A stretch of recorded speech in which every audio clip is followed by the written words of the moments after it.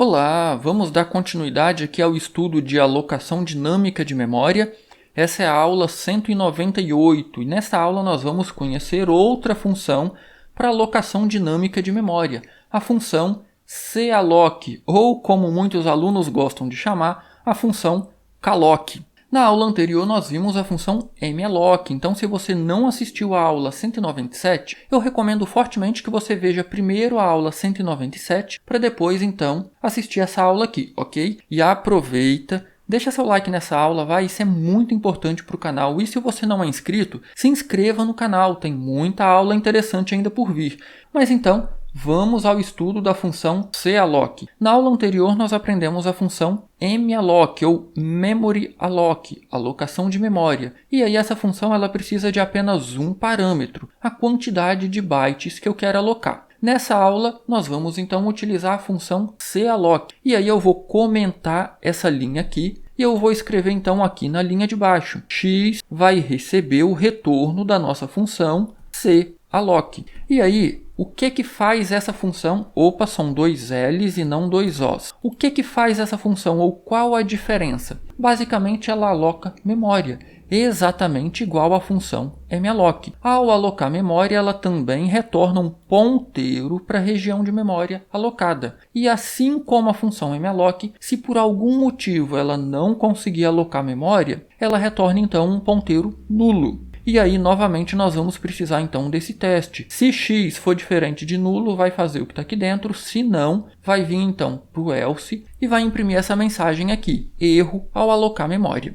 Ah, mas então, qual a diferença entre as duas funções? A única diferença entre as duas funções está aqui, na quantidade de parâmetros que a função recebe. Malloc, como nós vimos na aula anterior, recebe um único parâmetro, a quantidade de bytes que eu quero alocar. 1 byte, 2 bytes, 5 bytes, e aí para isso nós usamos o operador sizeOf. A função calloc, ela recebe dois parâmetros. O primeiro é a quantidade de elementos que eu vou querer para o qual eu vou querer alocar memória. Então perceba, eu tenho aqui um ponteiro para inteiro, certo? Então eu vou querer alocar memória para quantos inteiros? Apenas para 1. E agora eu preciso então passar a quantidade de memória de um elemento desse tipo aqui. Então eu vou repetir o que eu fiz aqui na função malloc, sizeOf, para descobrir o tamanho de um inteiro.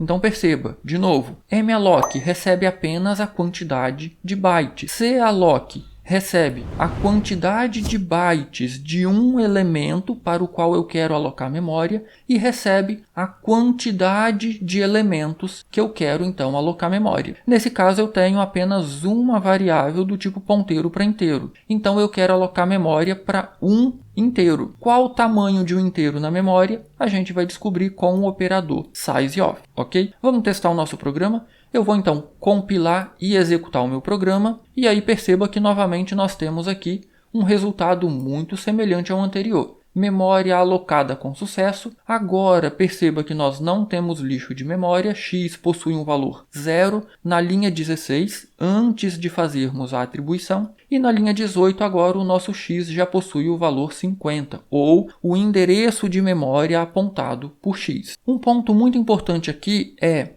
eu só consigo fazer isso para inteiro? Não, de forma alguma. Eu posso aqui, vamos fazer aqui um exemplo agora com caractere, char. Então, eu preciso alterar aqui também, porque agora eu não quero alocar memória para um inteiro. Eu quero alocar memória para um caractere. Então, eu quero descobrir o tamanho de um caractere na memória. Como o x agora aponta para um caractere, eu vou trocar o %d por %c aqui nos dois printfs e eu não vou mais atribuir o valor 50, eu vou atribuir aqui um caractere, por exemplo, a letra H maiúscula. Vamos então testar o nosso programa, eu vou compilar e executar novamente, e aí perceba que novamente nós temos aqui o programa finalizado com sucesso. A memória foi alocada com sucesso e inicialmente não tinha nada nessa região de memória e após fazermos a atribuição na linha 17, nós temos agora o caractere ou a letra H maiúscula. Já sabe, né? Se ficou qualquer dúvida, posta aí nos comentários que eu terei o maior prazer em ajudar. E se você não deixou seu like ainda, faça isso, isso ajuda muito o canal, deixa seu like nesse vídeo e se inscreva no canal se você não é inscrito ainda. Do mais, um grande abraço, bons estudos e até a nossa próxima aula.